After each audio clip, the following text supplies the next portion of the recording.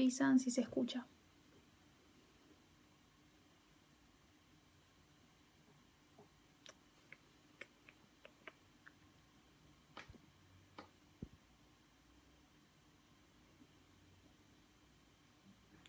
Los que se vayan sumando, váyanme comentando si se ve y si se escucha bien.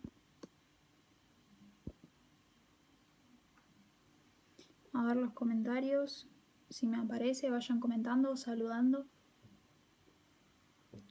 Hoy vamos a ver los diversos modos extintivos de las obligaciones. Siempre Uji primera. Bien, genial. Bueno, vamos a esperar, ya estamos en hora. Vayan saludando, ¿quién más hay? Hola Mati.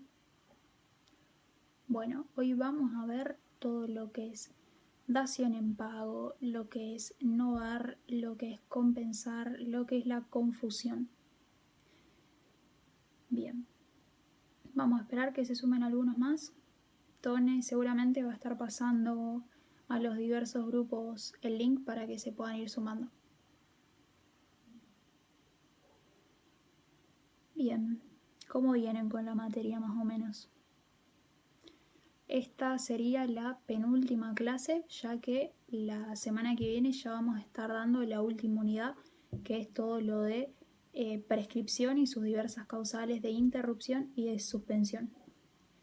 Después vamos a ir coordinando alguna que otra modalidad para poder dar clases de repaso, para poder ver temas prácticos o directamente que ustedes propongan los temas que quieren que volvamos a ver o si nos salteamos algún tipo de tema. Bueno, ya en un minutito arrancamos. Bueno, me dicen que se ve que se escucha bien. Siempre demoro porque los comentarios llegan después, entonces yo quizás hablo ahora y el comentario me aparece en un minuto.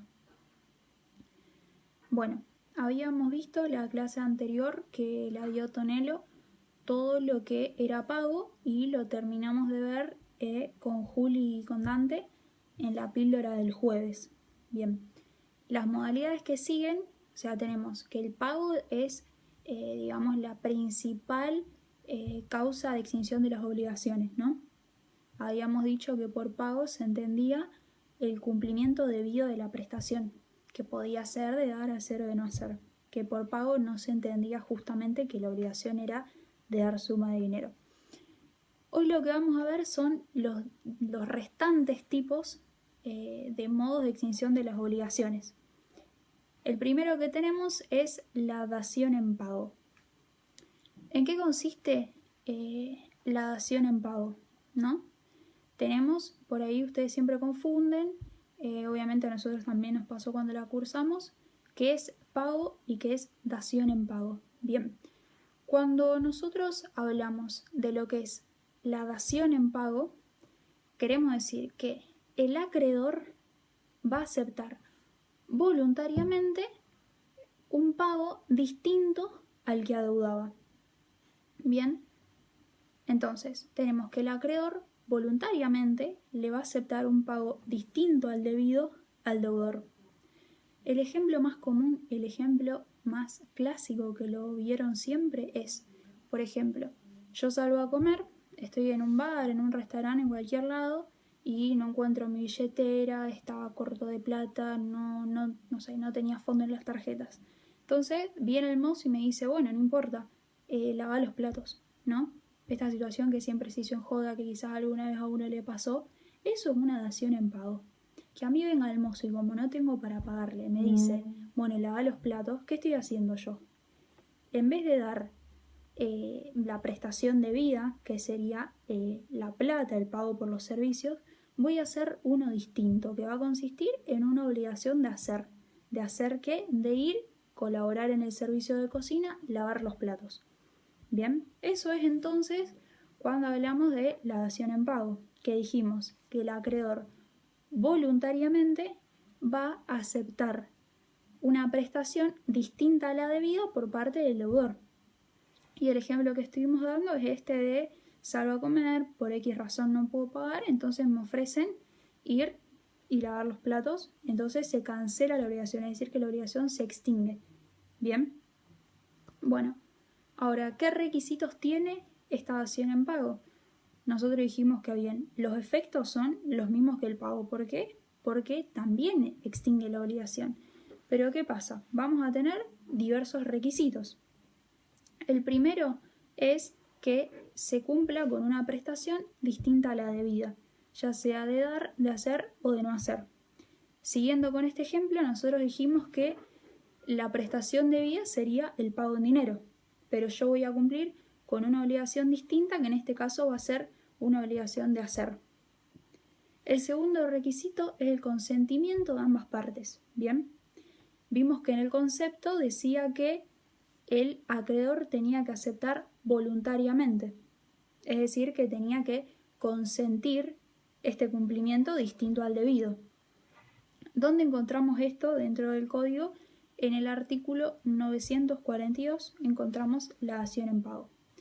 Entonces, yendo a los requisitos de nuevo, dijimos que tenía que haber un cumplimiento de la prestación distinto al debido, que ambas partes tenían que consentir esta prestación diversa, y como último requisito vamos a ver que el acreedor tiene que aceptar esta nueva prestación en carácter de pago.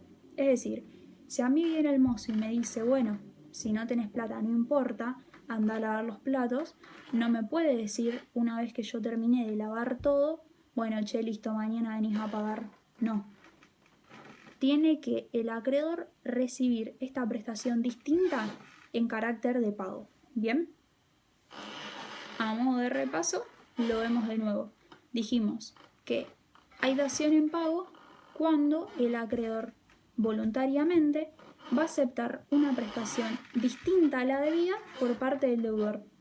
¿Cuál va a ser el efecto principal de esto? Que va a cancelar la deuda.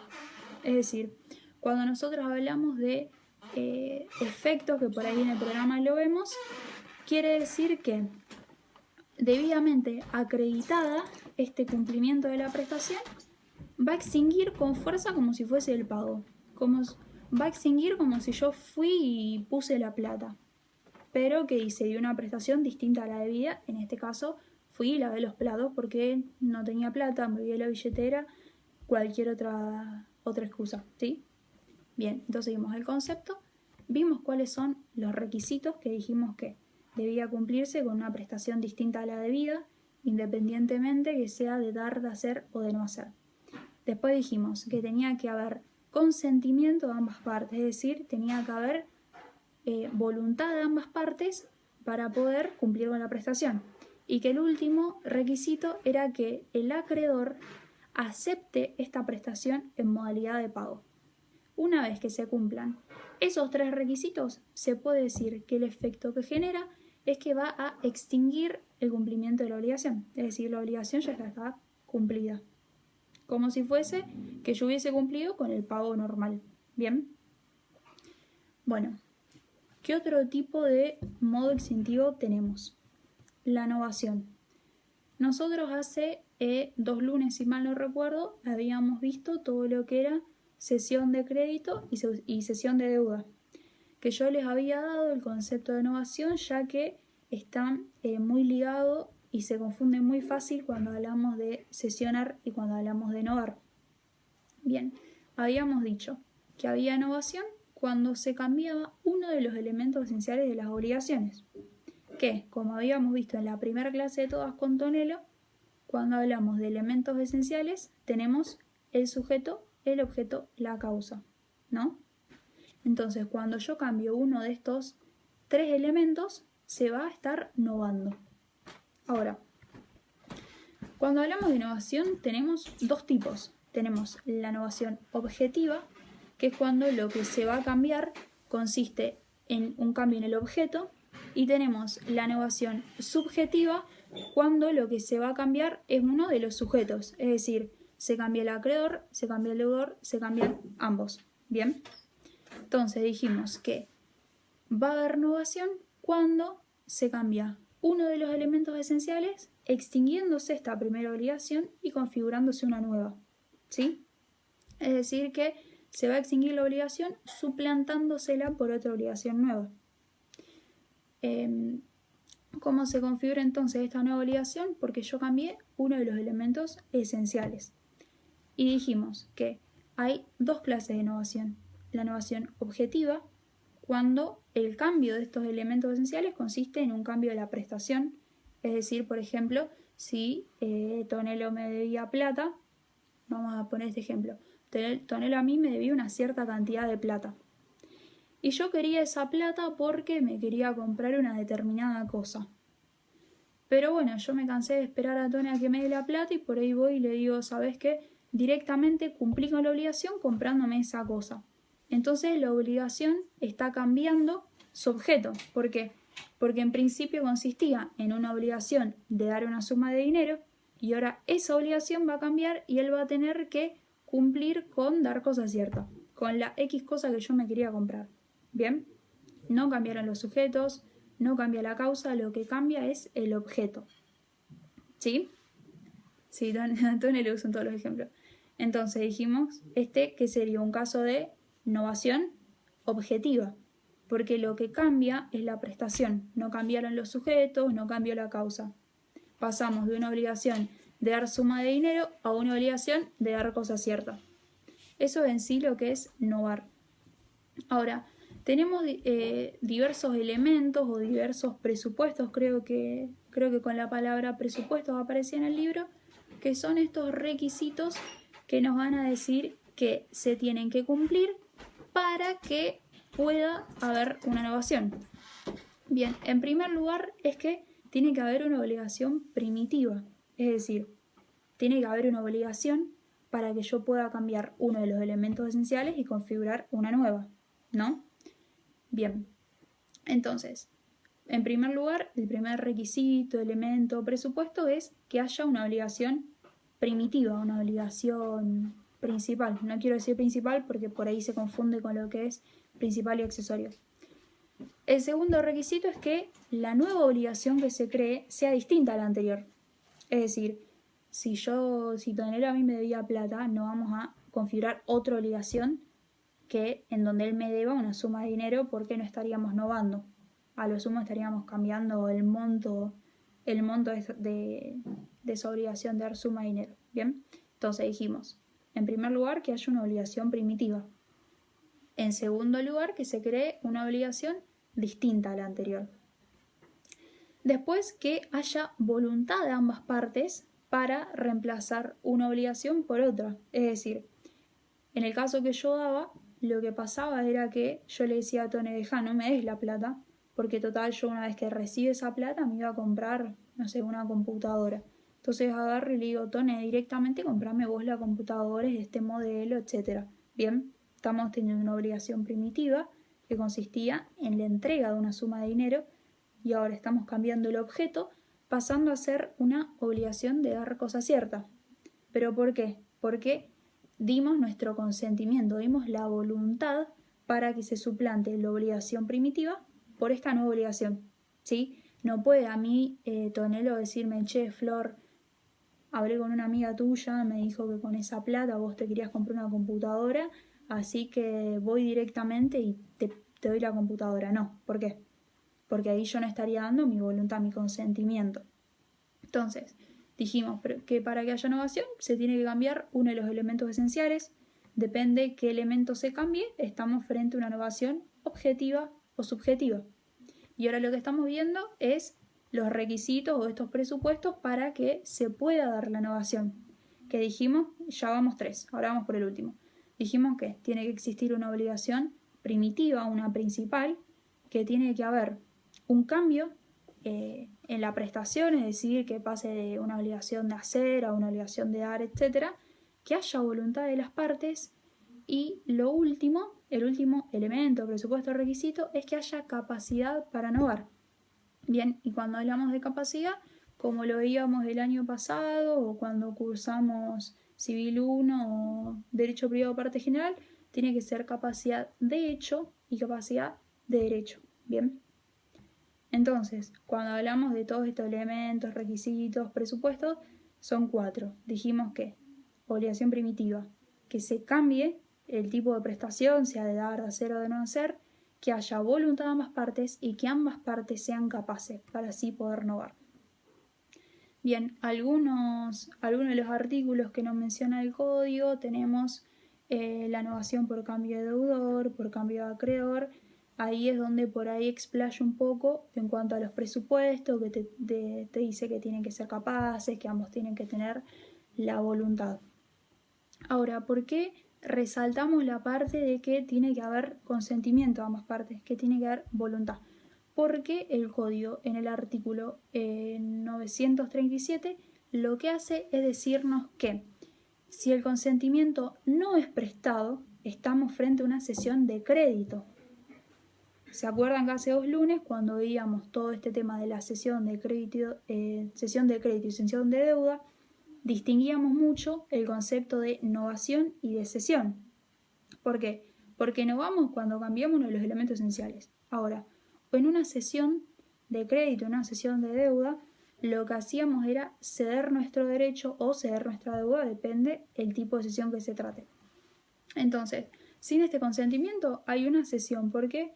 Porque cuando se va a ceder un derecho, una deuda, según las modalidades que lo estuvimos viendo, tenía que haber un arreglo entre las partes, un arreglo entre el acreedor y el deudor, un arreglo entre el acreedor y el tercero. ¿Bien?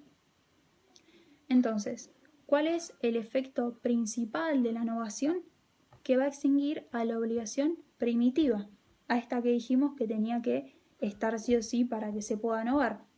Bien, vamos a hacer un repaso general. Dijimos que cuando hablábamos de novación estábamos hablando de un modo extintivo de las obligaciones en el cual se extinguía una obligación primitiva al cambiarse uno de sus elementos esenciales, configurándose una nueva obligación y extinguiéndose esa obligación anterior.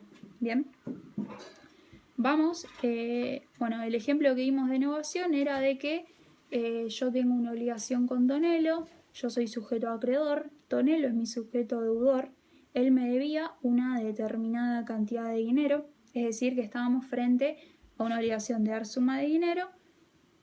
Por H por B, yo agarro y le digo, Tone, mirá, esa plata la voy a destinar para comprarme una computadora, directamente comprame vos la computadora y me la das directo y nos ahorramos todo el trámite. Bien, eso es novar. ¿Por qué? Porque hay una obligación primitiva, porque ambos prestamos nuestro consentimiento, porque ambos somos sujetos capaces y porque ambos consentimos en que se va a cambiar el objeto de la obligación. Bien, ahí ya nombramos todo lo que son los elementos, los presupuestos, y el efecto principal es que extingue a esa primera obligación configurándose una nueva. Bien, hasta acá díganme si hubo dudas en cuanto a la dación en pago, en cuanto a la novación. De no haber otra duda, vamos a avanzar. Bien, vamos a dar otro ejemplo para que por ahí se quede bien fijado el tema. Supongamos que a mí viene mi papá y me dice, Flor, si vos te recibís de abogada, yo te regalo un auto. Falta. Bien, entonces, ¿qué hace mi papá? Empieza a sacar un auto en cuotas, va pagando las cuotas y yo me recibo antes de que, él haya terminado de pagar las cuotas del auto. Entonces, ¿qué va a cambiar? Él estaba siendo el dueño del auto porque es quien empezó ese contrato, es porque es quien comenzó a pagar el auto, ¿no? Estaba a su nombre. Ahora, yo me recibo de abogado, como él me había dicho, entonces él va a cambiar la titularidad del auto. El auto va a pasar de ser de él a pasar a ser mío. ¿Qué tenemos acá? Un ejemplo de novación subjetiva. ¿Por qué subjetiva? Porque dijimos que había novación subjetiva cuando se cambiaba uno de los sujetos. ¿Bien? Es decir, que acá se cambió el sujeto deudor, que era mi papá, y ahora pasé a ser yo. ¿Bien? ¿Por qué? Porque él me había dicho, te recibís, te regalo un auto, me recibí, me pasé el auto. En el caso, de que no lo había terminado de pagar, lo terminé de pagar yo, ahora soy la nueva deudora de esta obligación con la agencia que, Renault, cualquier agencia. ¿Bien? Ya vimos 2 ejemplos. Un ejemplo de novación objetiva, que era el ejemplo con Tonelo, donde primero me debía plata acordamos que ahora me va a deber una computadora, una cosa cierta. Y después vimos un ejemplo de novación subjetiva, donde era este ejemplo de que mi papá me iba a dar un auto, entonces en ese cambio de titularidad se extingue la otra obligación configurándose esta nueva, donde yo paso a ser el sujeto deudor frente a la agencia de autos. Bien, esto es cuando hablamos de novar. Ahora vamos a pasar a el próximo tema, que es el ejemplo, la compensación. Anabel, ¿me pedís que vuelva a explicar los requisitos de la novación? Sí, obvio. Nosotros cuando hablamos de novar tenemos, como bien dijimos, diversos requisitos, presupuestos, elementos, como le querramos decir. Son 4. El primero es que tiene que haber una obligación primitiva. Es decir, nosotros cuando hablamos de novar tenemos una obligación que le vamos a cambiar uno de sus elementos esenciales, extinguiéndose esta primera obligación y configurándose una nueva, como era el caso que yo decía recién de que mi papá tenía un contrato con la agencia y lo que va a hacer es cederme, me va a dar ese auto a mí, entonces ahora la dueña voy a ser yo. Vamos a cambiar el sujeto, ¿bien?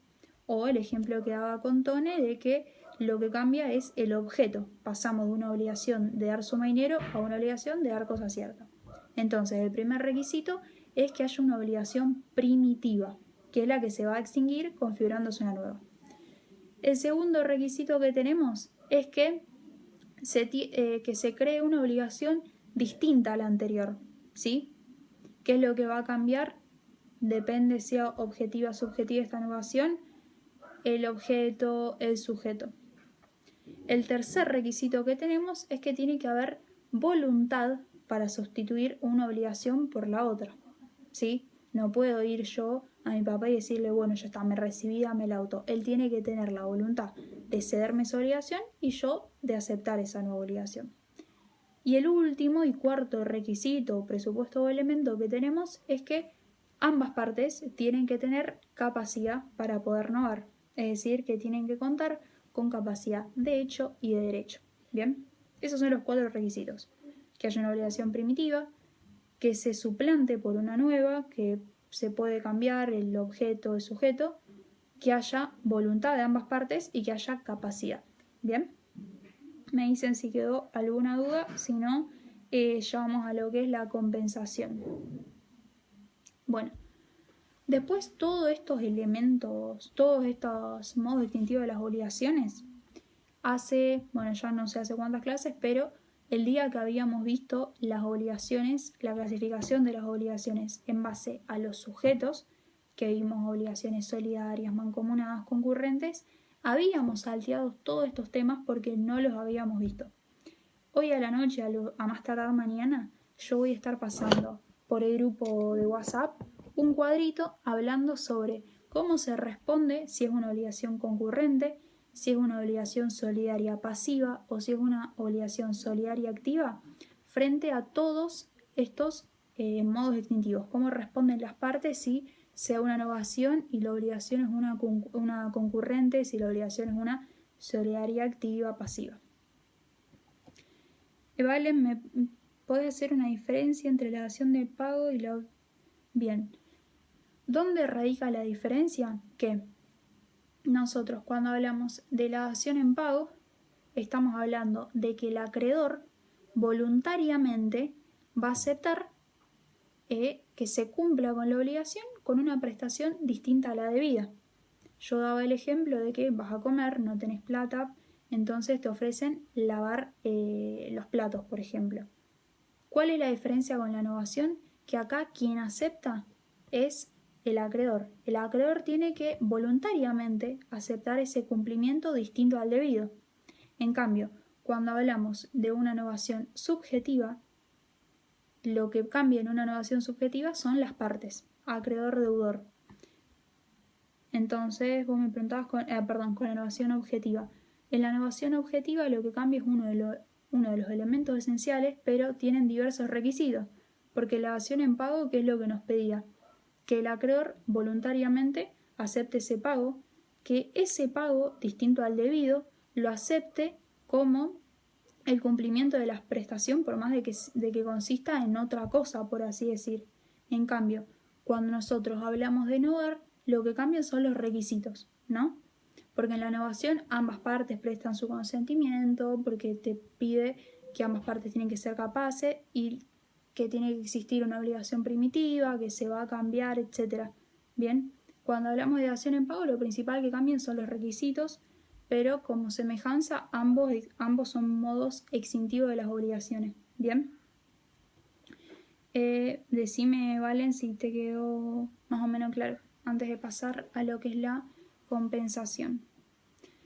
Por ahí el libro les hace cada vez que arranca un tema te lo diferencia con el anterior, por eso es que sigue ese orden, por eso te da primero pago, después te da dación en pago, pero en sí, bueno, la semejanza es que todos exingen las obligaciones y después tienen alguna que otra trampita. Bien, vamos ya pasando a lo que es la compensación. La compensación la encontramos dentro de el artículo 921 del código. Y bien, ¿qué vamos a ver cuando hablamos de compensación? Bien, cuando hablamos de este derecho a compensar, algunos por ahí le dicen a recompensar, es cuando dos personas reúnen la calidad de acreedor y de deudor en dos obligaciones distintas y lo que y no importa acá si una obligación es de dar, si la otra es de hacer, etc., ¿no? Tenemos dos obligaciones donde ambos sujetos reúnen la calidad de deudor y acreedor. Por ejemplo, perdón, Tony, la tengo con vos. Para entenderlo, acá vamos a arrancar con un ejemplo. Bueno, nos juntamos con Tony y decimos, bueno, uno se encarga de comprar la comida, otro se encarga de comprar la bebida. Entonces, ¿qué pasa? Llega la hora de pagar y yo le digo, bueno, Tony, de comida son 200 pesos y él me dice de bebida son 100 pesos, supongamos, ¿no? Entonces, ¿qué va a pasar? Tony me va a tener que dar a mí 200 pesos y yo le voy a tener que dar 100. Para que él me va a dar dos billetes de 100, yo después le tengo que devolver uno. ¿Qué es lo que pasa? Acá la obligación se extingue al monto de la menor, es decir, que en vez de darle yo 200 y él darme 100, cancelamos las deudas dejando el monto menor. Es decir, que la diferencia entre 200 y 100 van a ser 100 pesos. Para no hacer ese lío de billetes de te doy, te devuelvo, pero yo te tengo que pagar a vos, lo que hacen es cancelar la deuda hasta el monto menor, ¿no? Siempre dejo, sí, ojalá.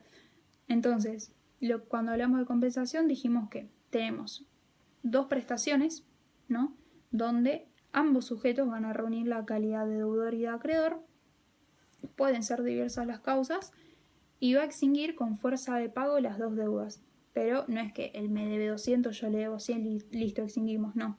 Lo que se va a compensar es ese monto igualitario que tenemos, dejando el monto menor restante, ¿no?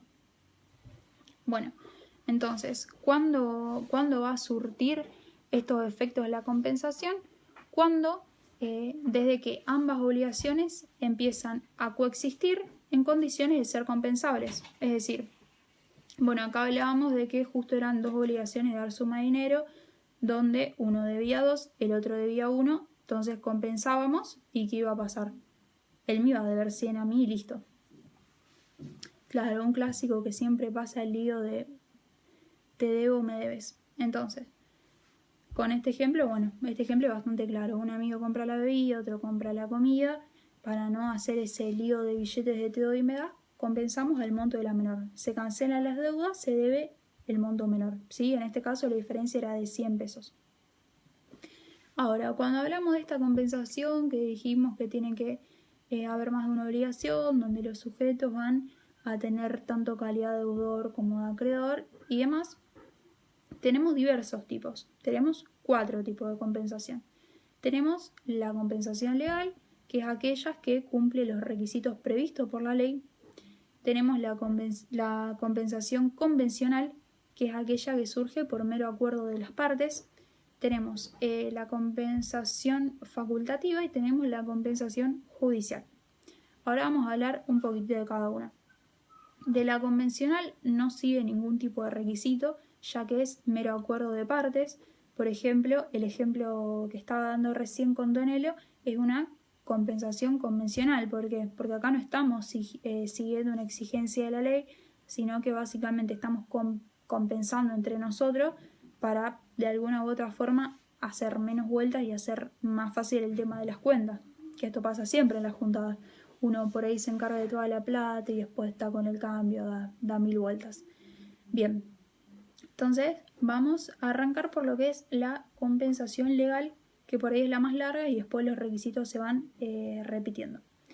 Entonces, cuando hablamos en sí de la naturaleza jurídica de lo que es la compensación, bueno, tenemos que es un modo de liberarse de la deuda, que ¿de dónde surge? Surge de la mera neutralización de dos obligaciones. Es decir, tenemos dos obligaciones donde ambas partes reúnen calidad de acreedor-deudor, entonces en el mero negocio se van a dar cuenta que es lo mismo darle a uno la plata y después devolvérsela que directamente que no haya contacto, reducir los montos y darse 100 pesos, por ejemplo, ¿no? Bueno, cuando hablamos de la compensación legal, que dijimos que es aquella que cumple los requisitos previstos por la ley. ¿Cuáles son estos requisitos que a nosotros nos da la ley para poder cumplir con una compensación legal? Bien, tenemos 3 requisitos. El primero es que se tiene que tratar de obligaciones de dar, ¿sí? Cuando hablamos de dar, habíamos visto la clasificación que podía ser una obligación de dar una suma de dinero o una obligación de dar cosa cierta. Bien. Después tenemos como segundo requisito que las prestaciones deben ser homogéneas, es decir, que se deben tratar de iguales obligaciones. Es decir, nos dijeron que tienen que ser de dar. Ahora lo que nos están diciendo es que tienen que ser homogéneos.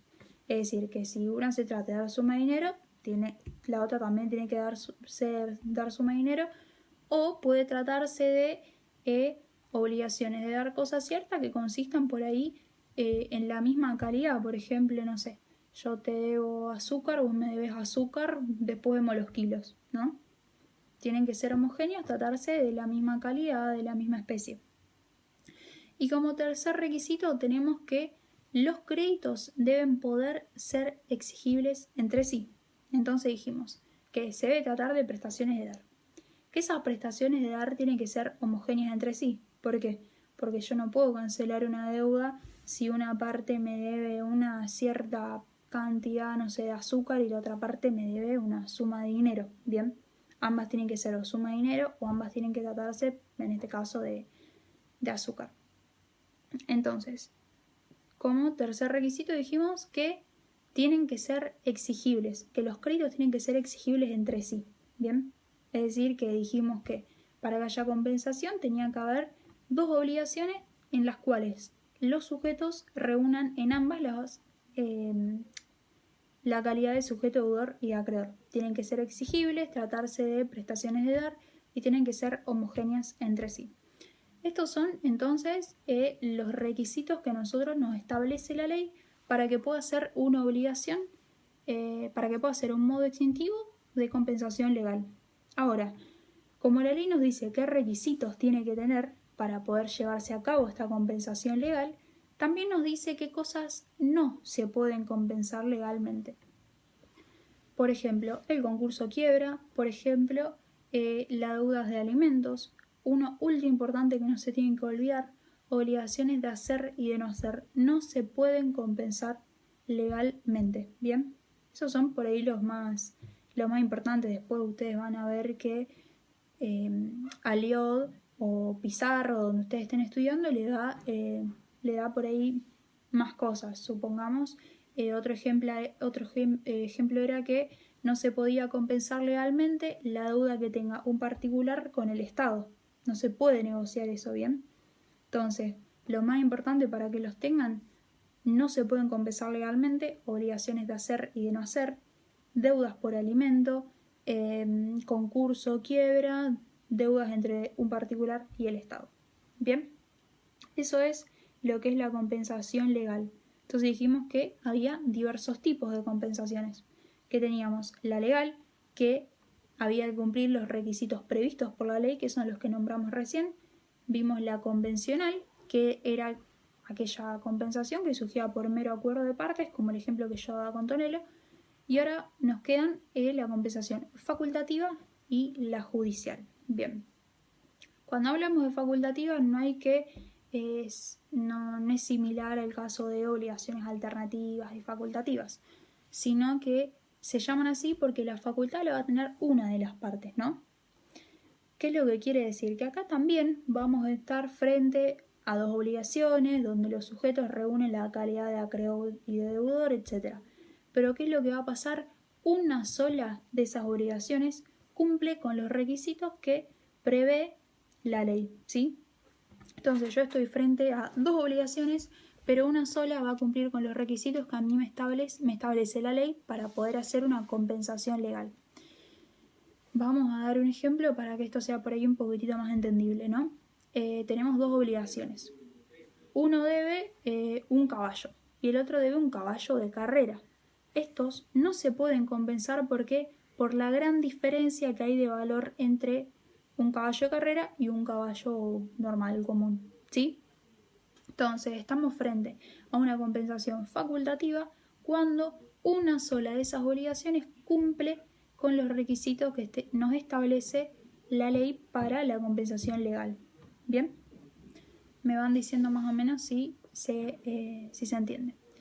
Y por último tenemos la compensación judicial, que es cuando yo voy y le solicito al juez que me haga una declaración para yo poder llevar a cabo una compensación judicial. Es decir, que esta compensación tiene que estar autorizada por el juez por petición de una de las partes, ¿sí?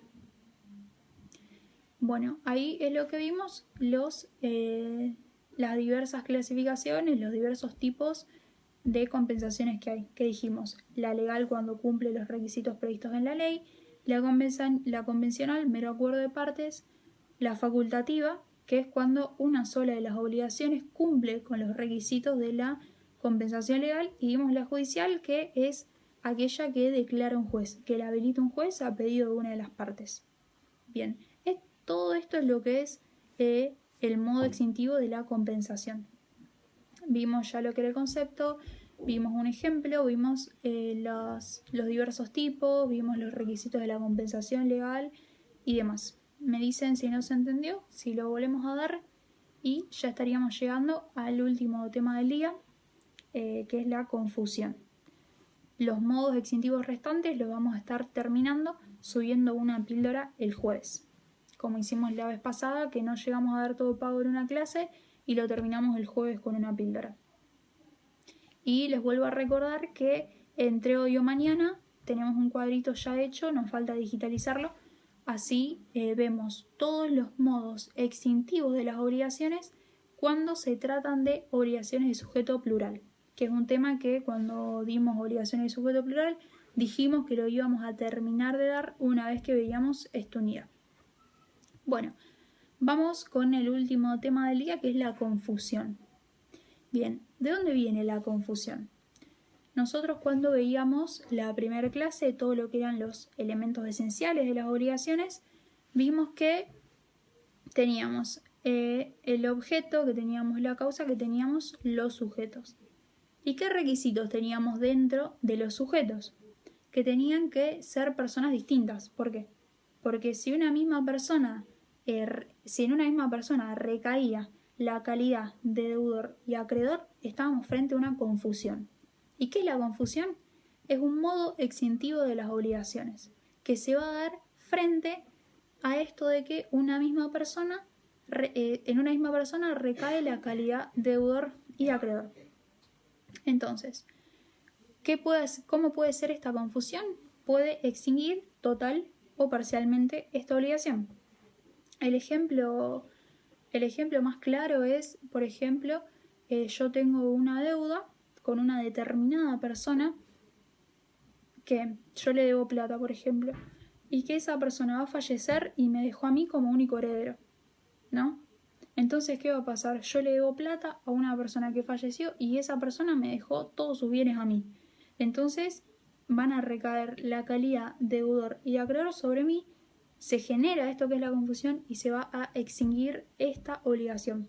Bien, entonces tenemos que La confusión se da cuando en una misma persona recaen la calidad de sujeto, deudor y de acreedor, extinguiendo a la obligación. Bueno, y el ejemplo más claro es el que vimos recién, de que yo le debo, por ejemplo, una suma de dinero a una persona que al fallecer me deja como la única persona que va a heredar todos sus bienes, o no, puedo o no tener un vínculo, puede ser por testamento, herencia, etc. Entonces todos esos bienes van a recaer sobre mí, entonces la persona a quien yo le debía me dejó todos los bienes, termino siendo deudor, acreedor, se extingue la obligación por esta confusión. ¿Por qué? Porque no hay sujetos distintos para cumplir la calidad de deudor y de acreedor. Bien, ya uno cuando llega a esta última parte de la materia es cuando empieza como a hacer el clic de que empieza a relacionar, de que no se ve innovación y dice con razón en sesión de crédito te decía que no se innovaba. Esta parte es donde uno empieza por ahí a entender toda la materia, que yo siempre digo, se entiende por ahí cuando se termina de ver y empezás a relacionar todo. Bien, entonces por último vimos la confusión, que dijimos esto de que recae la calidad de acreedor y deudor en una misma persona. Entonces no estamos cumpliendo con los requisitos de los elementos esenciales de que nos pedía que tenían que ser personas distintas, bien, que tenían que estar determinadas, etc. Bueno, me dicen si quedó alguna duda. Bueno, poniéndolo en unos parámetros más técnicos, cuando hablaba de este ejemplo de que yo le debía plata a una persona que se muere y él me dejaba todos los bienes a mí o yo era un heredero, esto en realidad se llama sucesión universal o sucesión singular. ¿Qué pasaba? Sucesión universal era cuando el sujeto deudor o acreedor era el heredero o viceversa, y una sucesión singular es cuando por ahí media una cesión de créditos o una cesión de deuda. Euge, me pedí si podemos hacer un breve repaso de compensación. Sí, obvio. Volvemos a ver lo que es compensación. Dijimos que había compensación cuando dos personas por derecho propio, es decir que por mero acuerdo o algo, ¿qué pasaba? Había dos obligaciones y por ejemplo, en una obligación yo era sujeto a acreedor y Ton era deudor, y en la otra obligación viceversa, ¿no? Entonces, éramos sujeto, deudor y acreedor recíprocamente en dos obligaciones distintas, ¿no? Entonces, ¿qué pasaba? Cuando estamos frente a una compensación, cuando, por ejemplo, no sé, yo le debo 500 pesos a mi amigo y él me debe 470 pesos, en vez de él darme 470, yo darle 500, compensamos los montos hacia el menor y la diferencia es de 30 pesos. Entonces, en vez de uno darle 500 pesos y la otra darle 470, el que tiene la mayor deuda va y compensa con los 30 pesos. Bien, que estamos ante dos obligaciones donde las partes reúnen la calidad de deudor y de acreedor en ambas. Y dijimos que había diversos tipos de compensación, que teníamos la convencional, que era aquella que surge por mero acuerdo de las partes, que teníamos la compensación legal, que íbamos a estar frente a una compensación legal cuando nosotros cumplíamos esos requisitos que nos establecía la ley. Y después teníamos la facultativa y teníamos la judicial. Ahora, vamos a diferenciarlas un poco. Cuando nosotros hablamos de lo que es la compensación legal, tenemos tres requisitos. El primero es que ambos deben ser deudores de prestaciones de dar. Bien, podía ser de dar cosa cierta, podía ser de dar suma de dinero. Primer requisito de la compensación legal, ese, que ambos tienen que ser deudores de obligaciones de dar. Segundo requisito, teníamos que los objetos que comprendan estas prestaciones debían ser homogéneos, es decir, si estamos frente a una obligación de dar suma de dinero, ambas ser obligaciones de moneda de curso legal. Por ejemplo, no es que uno debe tantos pesos argentinos y el otro te debe dólares, porque no sería compensable. Se rigen por distintos principios como los habíamos visto. Bien, y por último tenemos que, como último requisito de la compensación legal, que ambos créditos debían ser exigibles, es decir, que yo tengo que tener el derecho de poder ir y exigirle a la otra parte. ¿Por qué? Porque tenemos dos obligaciones donde en uno yo soy acreedor, en la otra soy deudora. Entonces tiene que mediar este derecho a exigirle el cumplimiento a la otra parte. ¿Bien? Esos son estos 3 requisitos. Me están preguntando compensación facultativa. ¿Por qué vuelvo con los requisitos de la compensación legal? Porque estamos frente a una compensación facultativa cuando de esas 2 obligaciones que teníamos, una sola cumple los requisitos para la compensación legal. Entonces, ¿qué pasa? Una de las partes va a tener el derecho de poder exigir la compensación legal, pero la otra, al no cumplir todos esos 3 requisitos, no la puede solicitar. ¿Bien? Entonces, ¿por qué facultativa? Porque una de las partes va a tener la facultad de esta compensación. Me decís, Vicky, ¿cómo sería un ejemplo de una compensación de dar cosa cierta? Bien, ¿cómo sería cuando la obligación de dar consista en una determinada cosa que, a ver, el ejemplo que yo daba de azúcar, ¿no? Yo no puedo uno deberme, no sé, kilos de trigo y el otro kilos de soja. Tienen que tratarse de la misma calidad y la misma especie para que pueda ser compensable. Yo no puedo compensar, supongamos, un auto y una moto. No, tienen que ser cosas que reúnan la misma calidad y la misma especie. Como, por ejemplo, no sé, te debo azúcar, tantos kilos cada uno y listo. Como te puedo dar soja o cualquier otra cosa que sea compensable. ¿Bien? Eso es cuando hablamos de obligaciones de dar. Entonces, Euge, volviendo a tu pregunta, que me preguntabas compensación facultativa. Hay facultativa cuando una sola de esas 2 prestaciones cumple todos los requisitos de la compensación legal. Y el ejemplo que yo daba era, por ejemplo, una de las partes debe un caballo y el otro debe un caballo de carrera. Hay una diferencia enorme en el precio del uno y el otro, entonces no se van a poder compensar. Una sola cumple los requisitos de la compensación legal. ¿Bien? Y después vimos que estaba la judicial, que es cuando yo voy y le solicito al juez que me autorice la petición de una compensación judicial. Bueno, terminamos con los temas que dimos hoy. Si tienen dudas me escriben. Otra cosa que les quería decir, además de que les vamos a estar pasando el cuadrito con todos los efectos en base a obligaciones concurrentes, solidarias activas y solidarias pasivas. Bien, los quería invitar ahora que a las 18 horas desde el Instagram de la agrupación vamos a estar en este ciclo de charlas online que estamos haciendo. Vamos a estar debatiendo, un compañero nuestro de la agrupación, Juani Polasek, vamos a estar debatiendo con Ramiro González, que es un docente de nuestra cátedra de Penal 1, de Procesal Penal, que también es fiscal en el Ministerio Público de Acusación. Vamos a estar charlando un poco sobre cuáles son las consecuencias frente al incumplimiento de esta cuarentena, de este aislamiento social preventivo obligatorio.